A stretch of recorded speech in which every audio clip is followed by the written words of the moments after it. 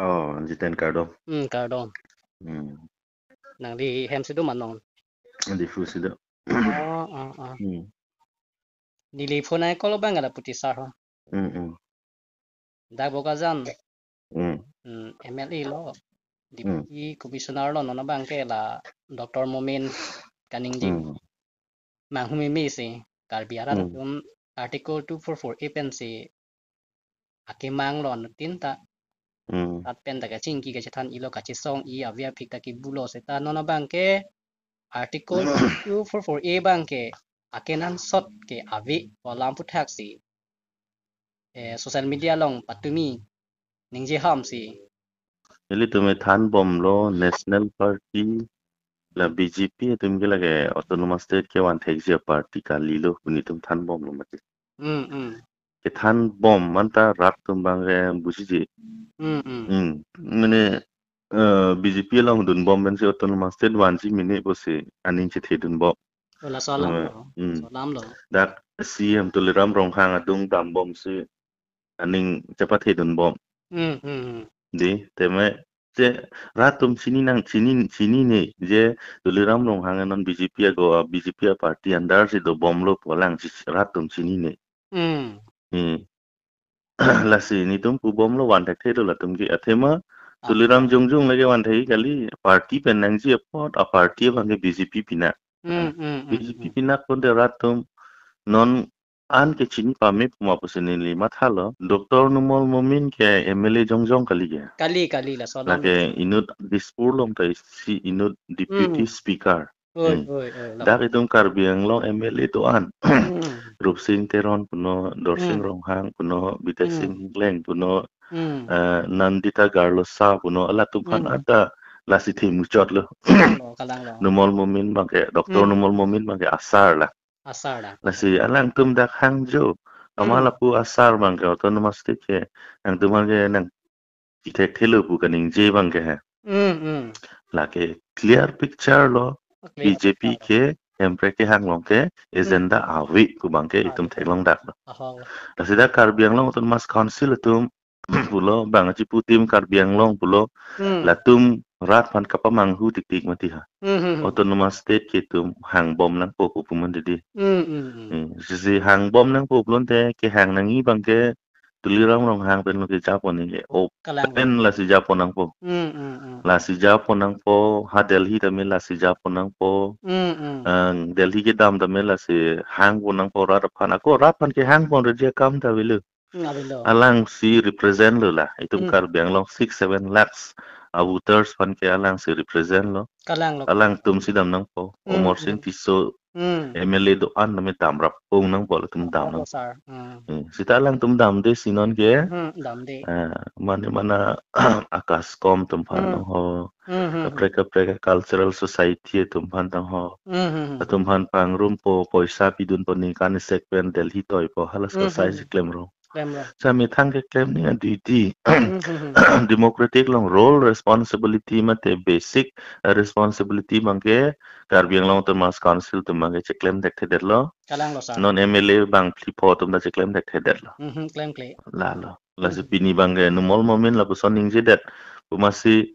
il tum sa APSLC tum ke surprise bolilun ding ahok lam lo prang na tum chini sirat pantan bom lo kan sta me rat tum han ke pini ni surprise po la ben social organization la tum anda me surprise pusi cepat lagi ha no na thi ke bete no mol momen pas me phi kai thi mini la tum nang ning jedet po ha sita la no mol momen la ning je li lo ha BJP order ang song ban ha ang oh song ban si bang ning je lo lo oh laki laki imang pala isi mang hu pik ano sar mane mupen nang lithan lo district council ke chari la tuliram rong hang pen masi represent nang po ke MLA do an MP do an jantar mantar long ke dam nang po pusita me halatum MP kaliatum MLA kaliatum apen chief executive member anta kaliatum si council long kaliatum si avive tum si hadak jantar mantar long ta hemprek ke hang dam ta article 244 e puthak lo mati sar tum si hang dam rong pusi pinanga tum ke matalos na pinang tum ke mesen lo pusi na ke chedon do na tum ong Elected tumbang sinon ke hajira cho toy turong lo. Lalu la si isi ni limang me po sini nang kar jusar. Ahok lam mo la.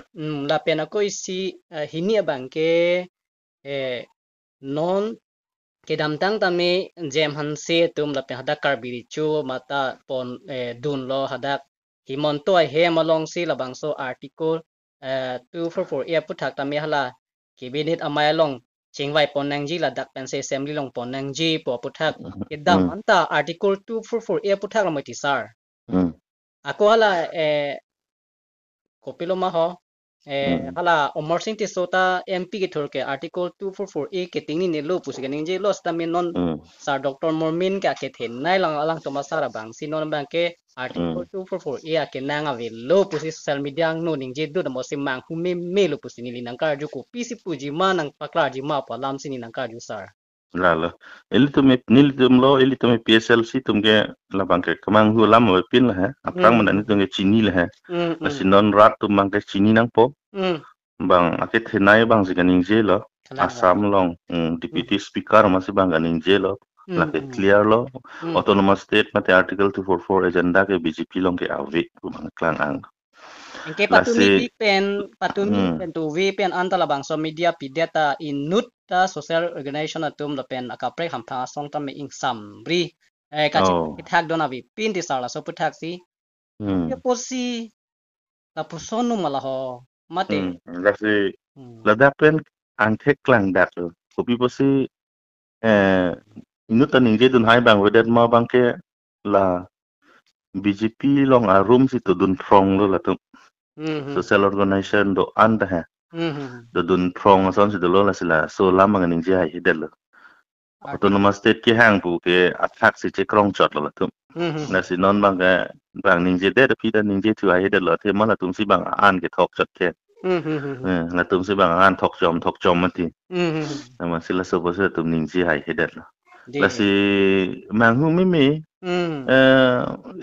elected tu mat si ke dam vek nang po kam si dam hai header bangke mahu mimi itum kadu wala chini lo central government ta BJP tum sa ke ong de do lo state government ta BJP lo dak difu anta council anta BJP lo ipu lo la tu triple engine bula triple engine pa na bisi ke awdalo bang tuan ke double engine an wet ha state an hai dah itu mangke triple engine bulu triple engine puan ta pacedon adak di fuben ha Delhi pucedon thora government anta la tum chedam hai head mangke itu mangku mimi kangjang lo kalang lo sar Delhi le dam sida la tum ke jantar mantar ang le dam ning galilo athe mana tum opposition kali ke la tum ke dam ning direct ha Modi office chambara lulu ke dam po ha parliament ang lulu ke dam nang po ha Amit Shah chambar long direct dam un lo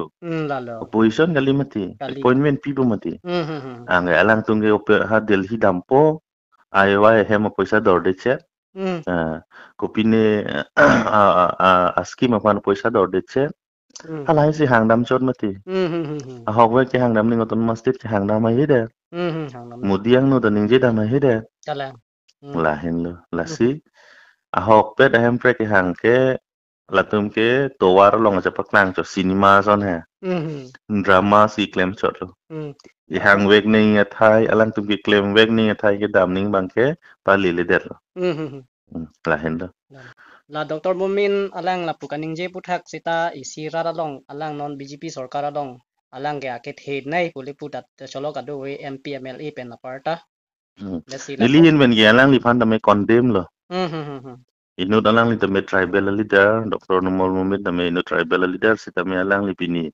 Karbiang long greater interest mate itu ma constitution aja kong wek kido hormus alang li la ke